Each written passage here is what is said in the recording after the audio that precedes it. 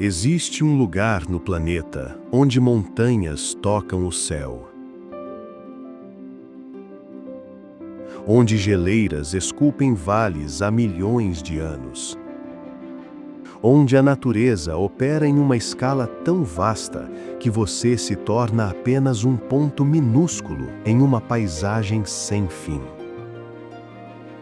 Um lugar onde o azul das águas glaciais desafia a física, onde ursos ainda dominam florestas antigas, onde cada pico, cada vale, cada rio conta uma história de poder geológico que molda continentes. Não estamos falando dos Alpes suíços, não é a Patagônia, não é o Himalaia. Isto é Alberta, Canadá. E o que você está prestes a descobrir vai redefinir tudo o que você achava que sabia sobre beleza natural. Bem-vindo ao Parque Nacional Banff. 6.641 quilômetros quadrados de natureza selvagem preservada. O primeiro parque nacional do Canadá e o terceiro do mundo. Um santuário onde mais de 50 espécies de mamíferos vagueiam livremente. Onde 100 geleiras esculpem montanhas. Onde lagos de cores impossíveis pontilham vales glaciais. Aqui, a natureza não segue regras humanas. Ela impõe as próprias. E se você não está com pressa, fique conosco. Porque o que Alberta esconde nas montanhas rochosas vai muito além do que qualquer foto pode capturar.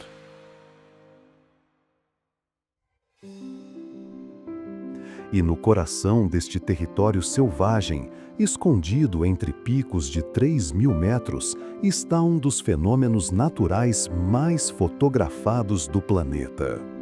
Entre todas as maravilhas que o Parque Nacional Banff abriga, há um lugar que se tornou sinônimo da beleza das montanhas rochosas canadenses.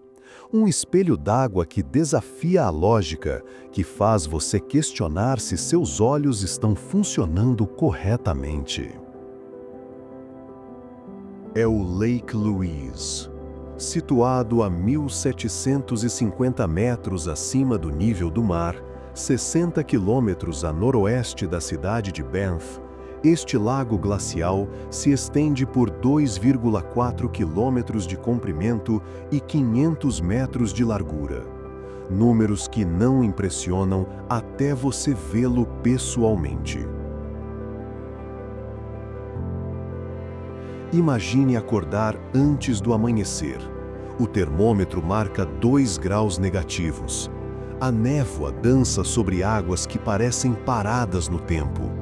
E então, o sol toca aos picos das montanhas rochosas. A transformação é instantânea. O lago acende, literalmente. A água passa de negro profundo para um azul turquesa tão intenso que parece artificial, mas não é. É um fenômeno natural tão preciso que poderia ter sido calculado por cientistas. Mais de 4 milhões de pessoas vêm aqui todos os anos. Fotógrafos acampam nas margens esperando a luz perfeita. Casais de todo o mundo escolhem este cenário para dizer sim. E todos, sem exceção, param no primeiro olhar, esquecendo momentaneamente de respirar. Porque Lake Louise não é apenas bonito, é de uma grandeza impossível.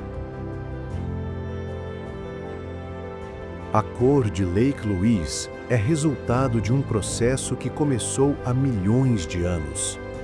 As geleiras que cercam o lago, Victoria Glacier sendo a mais proeminente, não são apenas belas. São máquinas naturais de moer rochas. Conforme essas massas de gelo se movem, mesmo que apenas alguns centímetros por ano, elas trituram a rocha subjacente. Pedras inteiras são transformadas em partículas microscópicas chamadas farinha glacial ou rock flour. Essas partículas são tão finas que cada uma mede menos que a espessura de um fio de cabelo humano. Durante os meses de verão, quando as temperaturas sobem acima de zero, as geleiras derretem. A água resultante carrega bilhões dessas partículas minerais montanha abaixo, despejando-as diretamente no lago através de córregos de degelo. Essas partículas ficam suspensas na água, criando uma solução coloidal perfeita. A 14 quilômetros de Lake Louise, conectado por uma estrada cênica que serpenteia através de florestas de pinheiros, está outro lago que frequentemente rouba a cena. Moraine Lake é menor que Lake Louise, apenas 0,5 quilômetros de comprimento, mas o que falta em tamanho compensa em dramaticidade. O nome Moraine Lake é tecnicamente incorreto. Por décadas, acreditou-se que o lago havia se formado atrás de uma moraine, um depósito de rochas deixado por uma geleira em retração. Mas estudos geológicos posteriores revelaram a verdade. O lago é represado por um deslizamento de rochas do adjacente Tower of Babel, uma montanha de 2.820 metros. Esse deslizamento, que ocorreu há aproximadamente 10.000 anos no final da última era glacial, criou uma barragem natural. A água de degelo das geleiras circundantes gradualmente preencheu a bacia atrás dessa barragem, criando o lago que vemos hoje. Moraine Lake repousa no Vale dos 10 Picos, uma formação que é tão geometricamente perfeita que parece ter sido desenhada. 10 montanhas se alinham em um semicírculo quase perfeito, cada uma com seu próprio caráter. De sul para norte, os picos são Fay, Little, Bolan, Tonsa, Perrin, Allen, Tuzo, Deltaform, Neptuak e Wenkshemna. Os primeiros 9 foram nomeados por Samuel Allen em 1894, usando palavras Stone Nakoda para os números de 1 a 9. Wenkshemna significa 10 na mesma língua. Esses picos variam em altura de 3.180 metros, Mount Little, a 3.424 metros, Deltaform Mountain. O que os une não é apenas sua proximidade, mas a geologia compartilhada. Todos são compostos principalmente de quartzito e ardósia da formação Gog, rochas sedimentares que se formaram há mais de 500 milhões de anos, quando esta área ainda estava sob um oceano antigo. The Lake Louise exibe um azul turquesa elegante.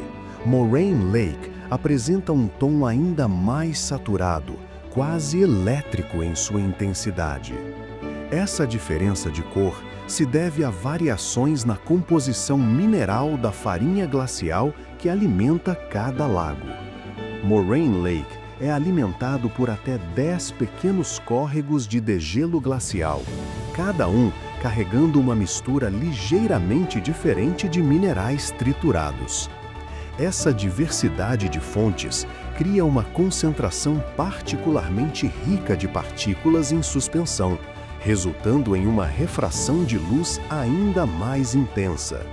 A cor atinge seu pico no final de junho e início de julho, quando o degelo está no auge. Durante esse período, a visibilidade da água pode chegar a 10 metros de profundidade, permitindo que você veja troncos submersos e rochas no fundo com clareza cristalina. O melhor ponto de vista sobre Moraine Lake vem de uma trilha curta mais íngreme chamada Rock Pile Trail. A trilha é generosa, é mais como uma escalada de 15 minutos sobre pedras gigantes. Essas pedras não são ordinárias, são erráticos glaciais, rochas transportadas por geleiras de locais distantes e deixadas aqui quando o gelo derreteu. Algumas pesam dezenas de toneladas. Elas foram arredondadas pela ação do gelo ao longo de milhares de anos. Do topo, 25 metros acima da superfície do lago, a vista é a mesma que apareceu na antiga nota de $20 canadenses de 1969 a 1969. É uma das paisagens mais icônicas do Canadá e por bons motivos. Mas o Parque Nacional Banff guarda mais lagos extraordinários, cada um com sua própria personalidade geológica. A Icefields Parkway, a rodovia que conecta Banff a Jasper, é considerada uma das estradas mais cênicas do mundo. E ao longo de seus 232 quilômetros, vários lagos alpinos aparecem como joias engastadas em montanhas. Peyto Lake, localizado 40 quilômetros ao norte de Lake Louise, é famoso por sua forma incomum. Visto do mirante Bull Summit, o ponto mais alto da Icefields Parkway, a 2.088 metros, o lago se assemelha à cabeça de um lobo ou raposa olhando para o norte. Essa forma não é acidental. É o resultado de como a geleira Peyto depositou sedimentos ao recuar. O focinho do lobo é onde o principal córrego de degelo entra no lago, trazendo a maior concentração de farinha glacial. O corpo é a área mais profunda, onde a água atinge 53 metros de profundidade. A cor de Peyto Lake é provavelmente a mais intensa de todos os lagos glaciais em Banff. Em dias de céu claro no auge do verão, o azul é tão vibrante que parece quase fosforescente. Isso se deve à concentração excepcionalmente alta de farinha glacial, estimada em 20% mais concentrada que em Lake Louise. O lago tem 2,8 quilômetros de comprimento e é alimentado pela geleira Peyto, que desce da Wapta Icefield. Esta geleira recuou aproximadamente 1,8 quilômetros desde 1880, deixando para trás um vale em forma de U, característico da erosão glacial. Bull Lake é o terceiro maior lago em Banff, com 3,5 quilômetros de comprimento. Localizado aos pés do Crowfoot Glacier, este lago oferece uma perspectiva única sobre mudanças glaciais. O Crowfoot Glacier recebeu seu nome porque, historicamente, tinha 3 dedos de gelo descendo a face da montanha, lembrando o pé de um corvo. Fotografias de 1900 mostram claramente esses 3 lobos glaciais. Hoje, apenas 2 permanecem. O lobo mais ao sul desapareceu completamente, derretendo na década de 1940. Os 2 restantes também estão visivelmente menores, tendo recuado várias centenas de metros cada. Bull Lake está situado a 1.920 metros de altitude, tornando-o um dos lagos mais altos acessíveis por estrada em Banff. Sua elevação significa que fica congelado de novembro a junho, mais tempo que a maioria dos outros lagos glaciais da região. A cor aqui é mais suave, um turquesa pálido, em vez do azul elétrico de Peyto Lake. Isso reflete uma concentração menor de farinha glacial, resultado de como a água de degelo percola através de depósitos de sedimentos antes de entrar no lago, filtrando algumas das partículas em suspensão. Todos esses lagos seguem um ciclo anual previsível que governa sua aparência. Mas nem toda a água em Banff está aprisionada em lagos congelados ou geleiras. Muito dela está em movimento constante, caindo, correndo, esculpindo. O Parque Nacional Banff possui mais de 30 cachoeiras nomeadas e dezenas de outras sem nome oficial. Algumas são espetaculares o ano todo.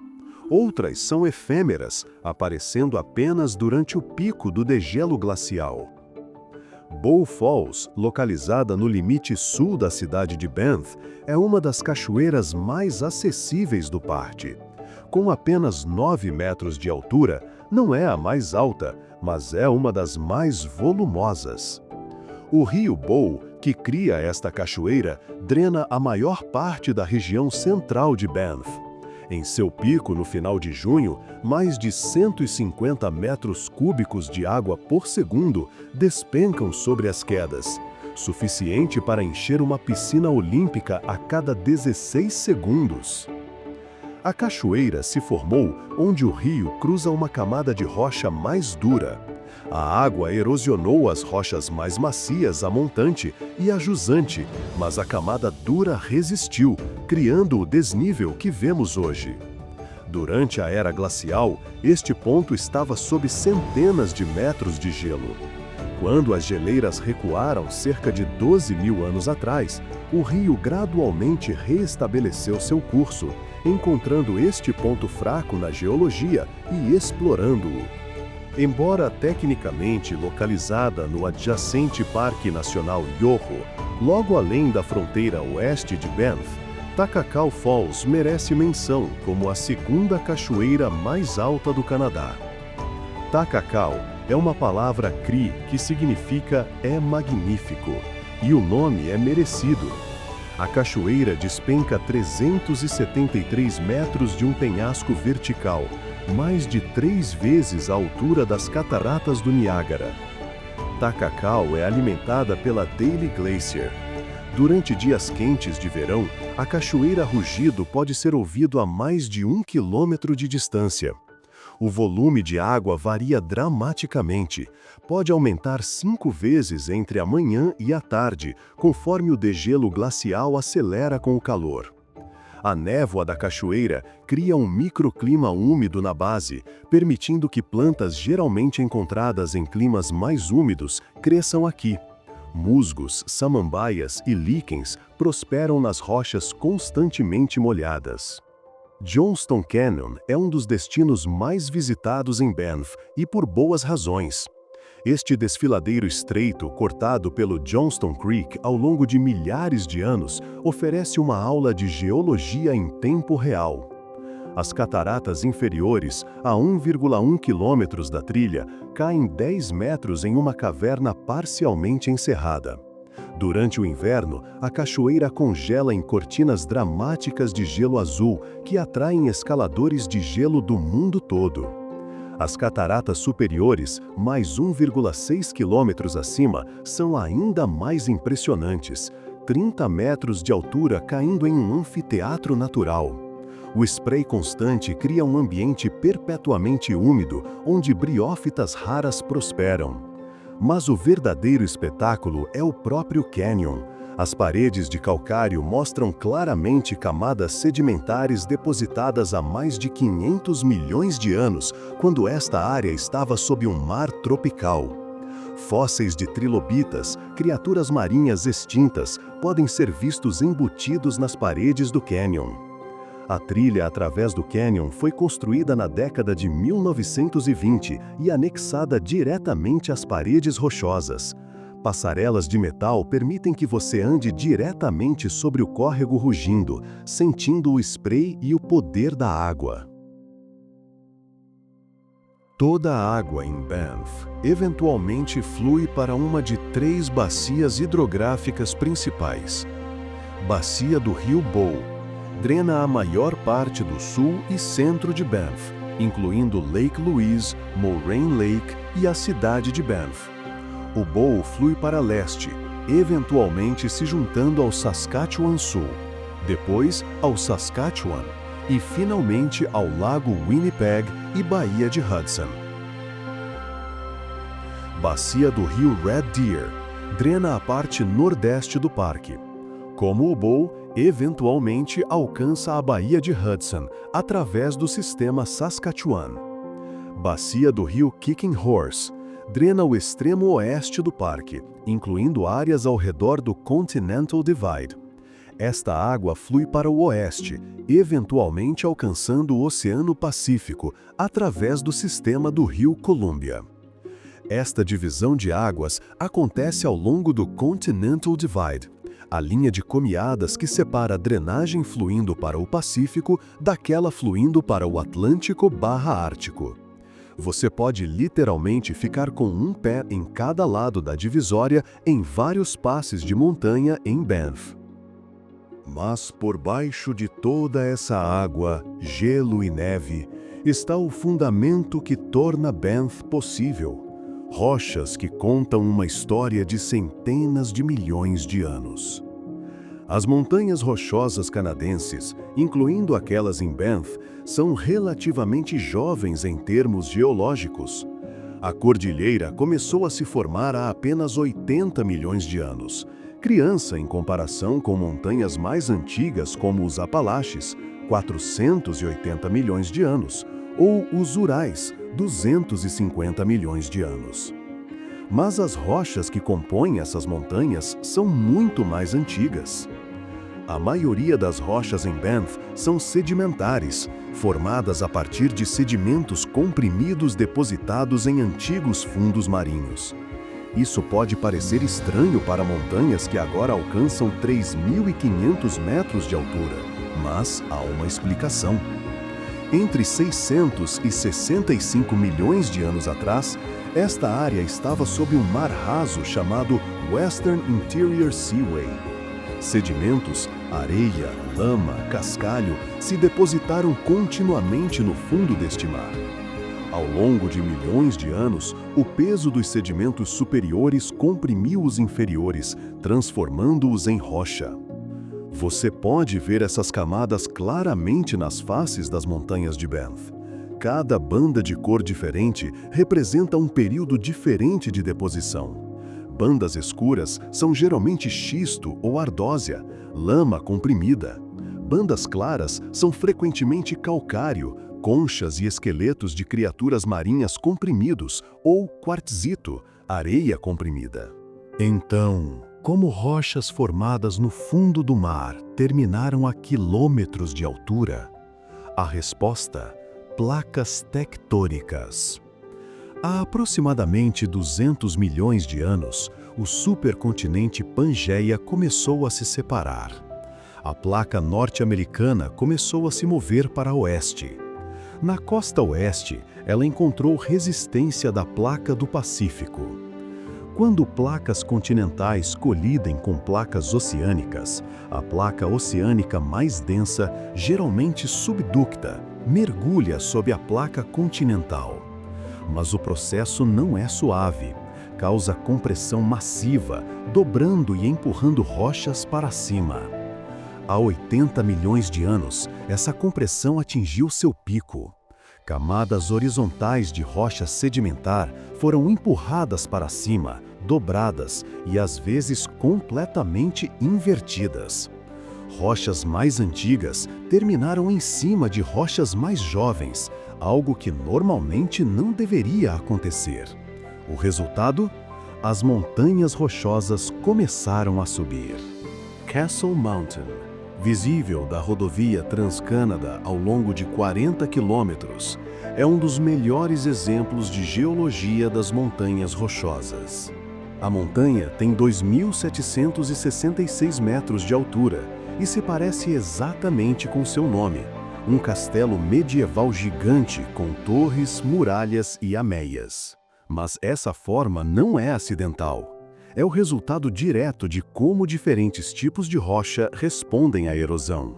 A base da montanha é composta de xisto, rocha sedimentar formada de lama comprimida. O xisto é relativamente macio e erode facilmente, criando encostas suaves e cobertas de vegetação. Mas no topo, há uma camada espessa de calcário da formação Eldon, muito mais resistente à erosão. Essa camada dura forma os penhascos verticais e as torres que dão à montanha sua aparência de castelo. Entre essas duas formações está uma camada fina de xisto Cathedral, tão fina em alguns lugares que parece uma linha escura traçada através da montanha. Os geólogos usam essa camada marcadora para rastrear como as rochas foram dobradas e empurradas durante a formação das montanhas. Se você ficar na cidade de Banff e olhar para o sul, Mount Rundle domina o horizonte com sua forma inconfundível. Uma longa crista com um lado suavemente inclinado e outro lado quase vertical. Essa forma não é única ao Rundle. Muitas montanhas em Banff exibem a mesma geometria, e há uma razão para isso. As camadas de rocha foram inicialmente depositadas horizontalmente, no fundo do mar antigo. Quando a compressão tectônica começou, essas camadas foram empurradas para cima em um ângulo, como se alguém tivesse pegado uma pilha de papéis planos e os inclinasse. Mount Rundle é essencialmente uma pilha gigante de camadas sedimentares inclinadas em aproximadamente 35 a 40 graus. O lado suave segue o ângulo de inclinação das camadas rochosas. O lado íngreme corta através das camadas, expondo suas bordas. Os geólogos chamam isso de montanha de dip slope, uma forma característica criada quando camadas inclinadas de rocha são expostas pela erosão. Mas Banff não é apenas rocha, gelo e água. Este é um dos últimos lugares na América do Norte onde grandes mamíferos ainda vagueiam livremente, seguindo rotas migratórias usadas por seus ancestrais há milhares de anos. O parque abriga 53 espécies de mamíferos. Desde os gigantes da floresta até os menores roedores alpinos, cada criatura aqui está perfeitamente adaptada a um dos ambientes mais desafiadores do planeta. Nas encostas íngremes ao redor da cidade de Banff e ao longo da estrada para Lake Minnewanka, você frequentemente verá silhuetas impressionantes contra o céu. Carneiros Bighorn. Os machos adultos são inconfundíveis com seus chifres curvos massivos que podem pesar até 14 quilos, mais pesado que todos os ossos de seu corpo combinados. Esses chifres crescem continuamente ao longo da vida, adicionando anéis anuais como uma árvore. Um carneiro com chifres completos de curvatura dupla provavelmente tem mais de 7 anos. O que realmente impressiona é sua habilidade de escalada. Eles navegam faces rochosas verticais com uma agilidade que desafia a física, pulando de saliência em saliência com cascos especialmente adaptados. A parte externa do casco é dura, proporcionando aderência em rochas. A parte interna é macia, atuando como uma almofada amortecedora e fornecendo tração adicional. Durante o outono, de outubro a dezembro, ocorre a época de acasalamento. Machos colidem seus chifres em batalhas espetaculares que podem ser ouvidas a mais de 1 quilômetro de distância. Esses impactos, que podem gerar forças de até 800 quilos, raramente causam ferimentos graves devido à estrutura de seus crânios, que possuem um espaço aéreo que atua como um amortecedor natural. Nos prados úmidos e pântanos ao redor de lagos e rios, especialmente próximo ao Vermilion Lakes perto da cidade de Banff, os alces são presença constante. Um alce macho adulto pode pesar 700 quilos e ter chifres com abertura de 1,8 metros.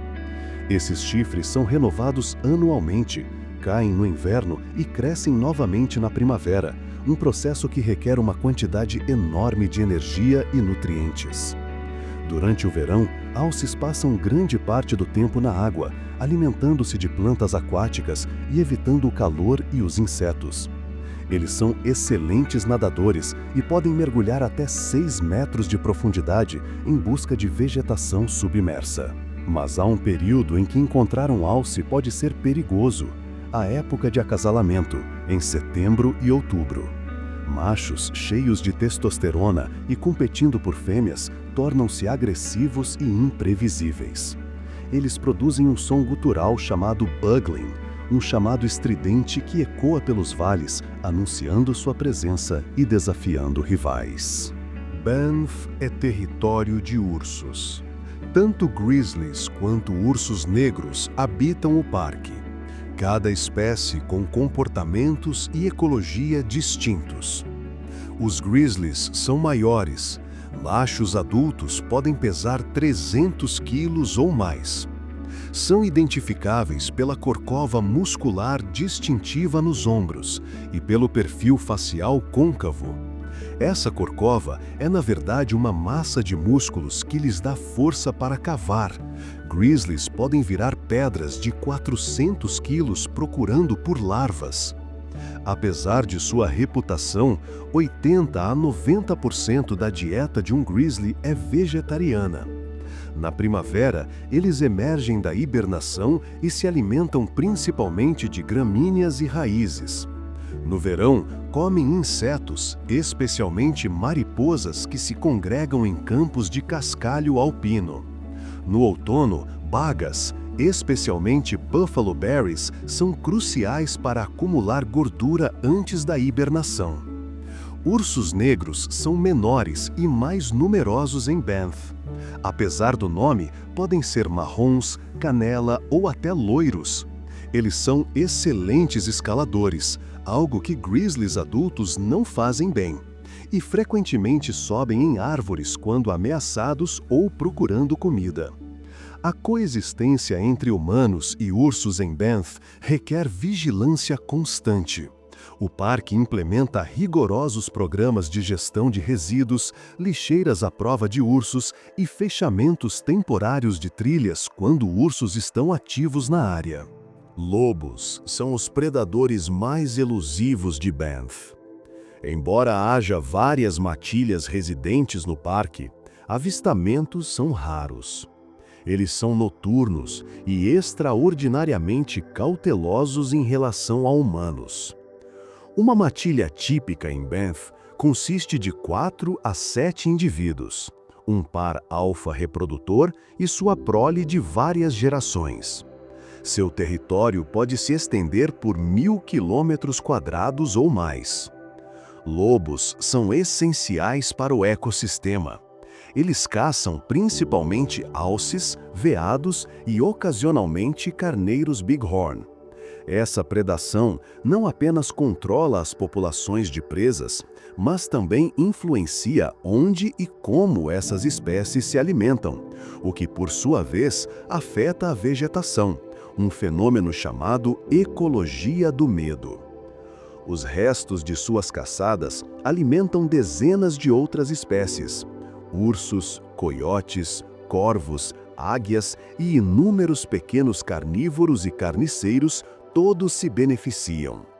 Nas faces mais íngremes e inacessíveis, onde até carneiros bighorn hesitam, as cabras montesas prosperam.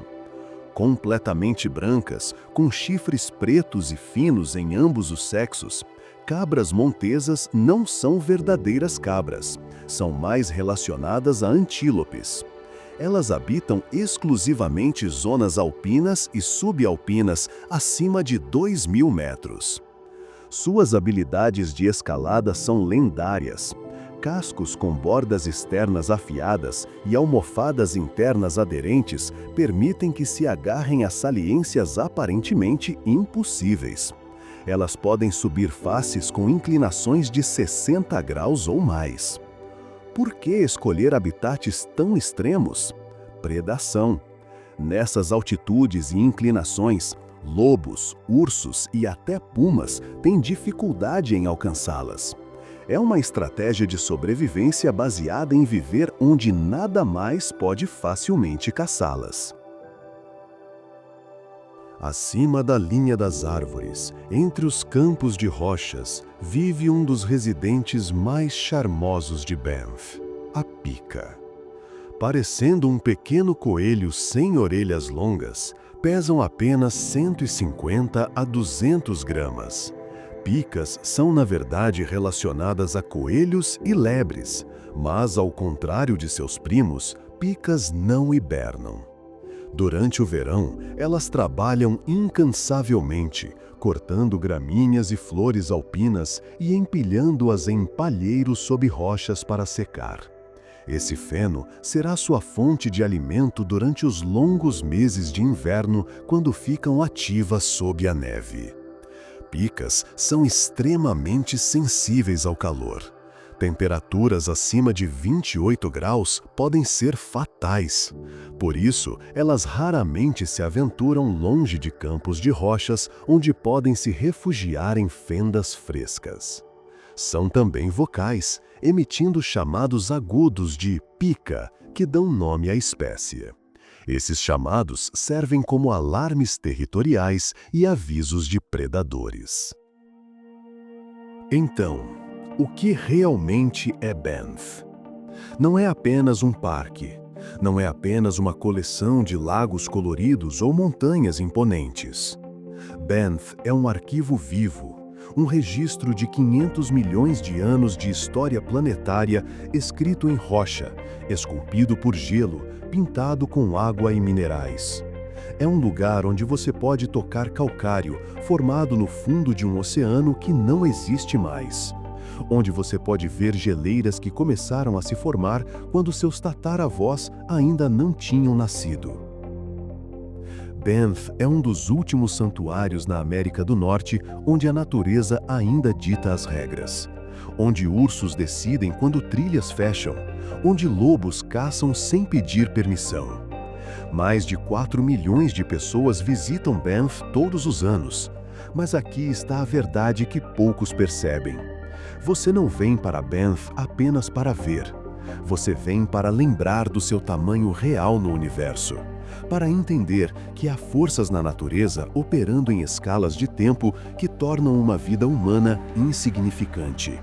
Mas talvez seja exatamente isso que precisamos. Em um mundo onde tudo pode ser filtrado, editado, otimizado e controlado, Banff permanece teimosamente selvagem, indiferente à sua existência, operando em sua própria escala de tempo. E talvez este seja o maior presente que Banff oferece: a humildade de saber que a natureza não precisa de nós, mas nós, desesperadamente, precisamos dela. This é o Parque Nacional Banff. 6.641 quilômetros quadrados de lembrança de que o planeta é mais antigo, maior e muito mais poderoso do que qualquer um de nós jamais será. A única pergunta que resta é: quando você vai testemunhar isso pessoalmente? Obrigado por assistir. Se este vídeo mudou sua perspectiva sobre a natureza, deixe seu like e compartilhe com alguém que precisa lembrar o quão pequenos e sortudos nós somos. Nos vemos na próxima jornada.